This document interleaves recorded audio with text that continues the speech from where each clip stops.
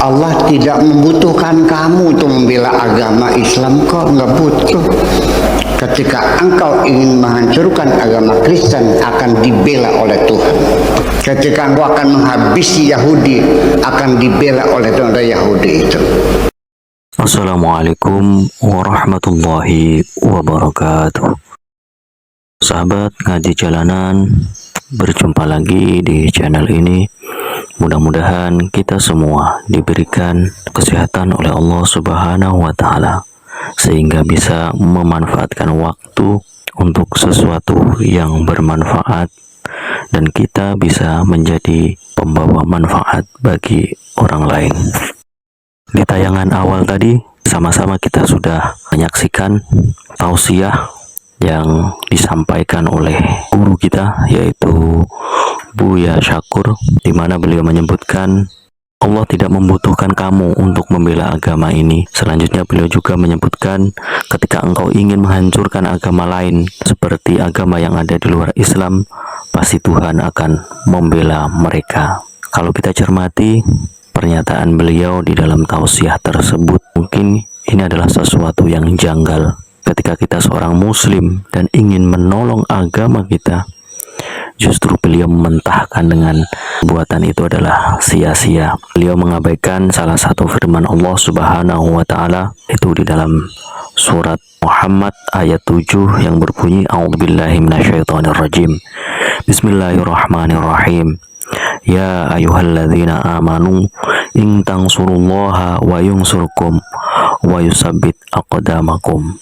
Yang artinya, wahai orang-orang beriman, jika kamu menolong agama Allah, niscaya Dia akan menolongmu dan meneguhkan kedudukanmu. Jelas di dalam ayat ini, menolong agama Allah adalah merupakan anjuran dan akan mendapatkan pahala di sisi Allah Subhanahu wa Ta'ala. Namun, supaya kita tidak berprasangka atau menafsirkan ucapan beliau, bersama-sama akan kita saksikan tausiah selengkapnya bersama ngaji jalanan. Selamat menyaksikan.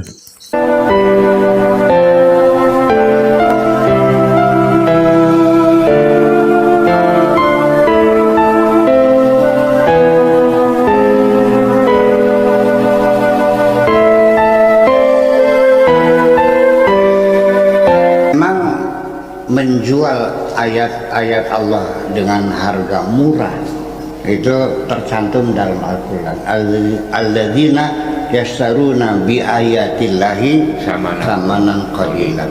Yashtari ini dalam bahasa Arab itu bisa maknanya menjual, bisa membeli. Jadi lafaz mustarok, yashtari itu bisa menjual atau membeli. Membeli ayat Allah dengan harga murah atau menjual ayat Allah dengan harga murah. Ketika diminta fatwa bagaimana hukumnya, tadinya Anda sudah bilang haram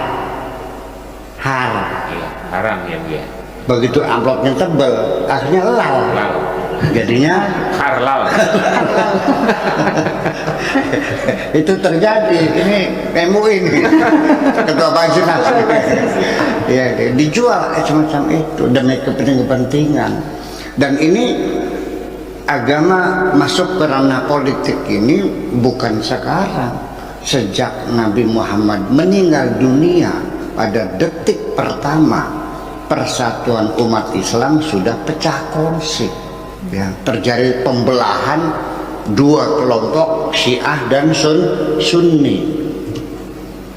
Ya, membela Abu Bakar dan membela Sayyidina Ali, saling bunuh-membunuh sampai Khulafaur Rasyidin matinya mengenaskan semua. Ya, karena itu perebutan kekuasaan, bukan perebutan agama, perebutan kekuasaan. Ya, saya pribadi dengan tidak merendahkan bahwa kenapa saya tidak mendukung partai Islam, partai agama, iya kan? Karena saya tidak tertarik dengan simbol-simbol agama sebagai alat untuk mendapatkan kekuasaan. Kita bikin partai-partai aja, ya seperti Gerindra, seperti Nasdem, seperti Golkar, seperti dan sebagainya kan gitu, yang tidak ini. Adapun nanti Anda sebagai seorang agamis yang peduli agama, setelah Anda berkuasa, silakan tunjukkan kepeduliannya kepada agama, itu aja. Kemudian lagi, isunya membela agama. Dari kan masalah membela agama gitu. Iya. Semua orang membela agama, malah kadang-kadang berbicara terlalu tinggi. Siapa lagi yang membela agama Islam kalau bukan kita yang membela? Sepertinya dia itu seperti jagoan. Saya bilang, kamu itu siapa? Kamu itu bukan apa-apa.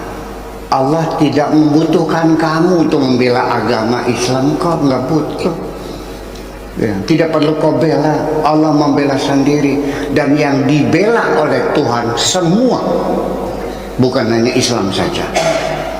Ketika engkau ingin menghancurkan agama Kristen, akan dibela oleh Tuhan. Ketika engkau akan menghancurkan agama Hindu, akan dibela oleh Tuhan Hindu itu. Ketika engkau akan menghabisi Yahudi, akan dibela oleh Tuhan Yahudi itu. Siapapun yang menghancurkan Islam akan dibela Islam oleh Allah. Ingin buktinya? Oke.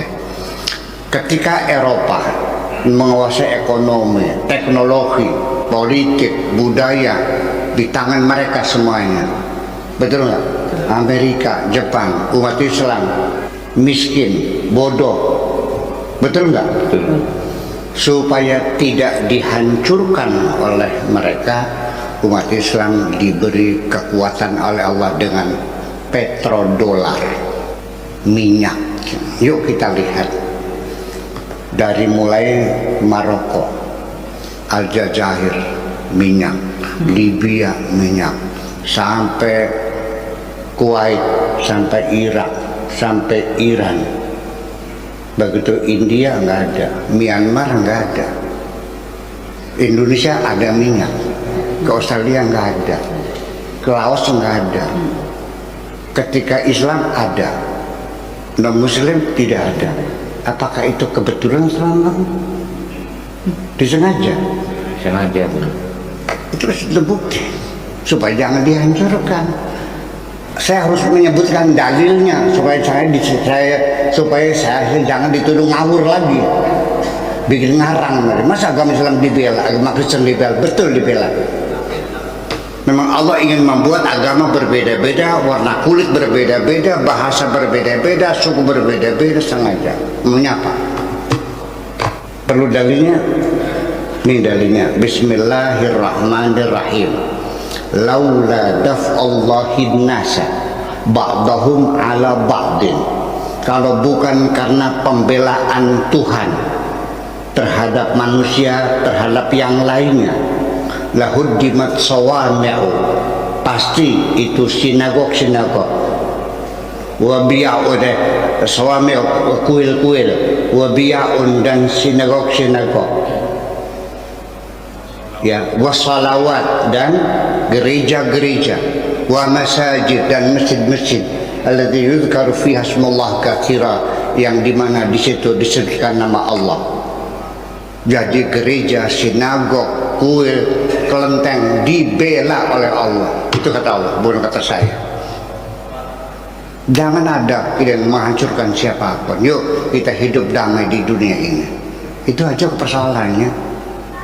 Iya, jadi ketika engkau membela agama Islam, bukan takbir bawa pentungan mukuli orang. Buktikan ajaran Islam itu, aplikasikan, implementasikan Islam itu dalam perilakumu sehari-hari. Itu saja persoalannya. Yang baik, yang santun, yang susah ditolong, yang lapar dikasih makan, yang bodoh diajarin, kan begitu. Itu jalan menuju surga. Menghidupi orang lain, yang lapar dikasih makan, yang sakit diobati, itu jalan menuju surga. Bukan meledakkan bom, membunuh orang tidak berdosa. Surga apanya? Masa masuk surga dengan cara membunuh orang tidak berdosa? Pakai logika aja. Tetapi yang pelakunya itu yakin betul akan masuk surga, sampai dia bersedia mengorbankan nyawanya. Ya kalau dia mati, istri dia kan janda. Anaknya jadi anak yatim. Dia yakin masuk surga dengan cara membunuh orang yang tidak berdosa. Ngebom hotel, ngebom pasar, ngebom supermarket. Sih, kok bisa terjadi begitu ya? Ini yang harus kita pelajari mendetail, bahwa membela agama Allah adalah bukan menyerang orang lain, tapi implementasikan ajaranmu dengan perilakumu sehari-hari di tengah masyarakat. Terima kasih begitu.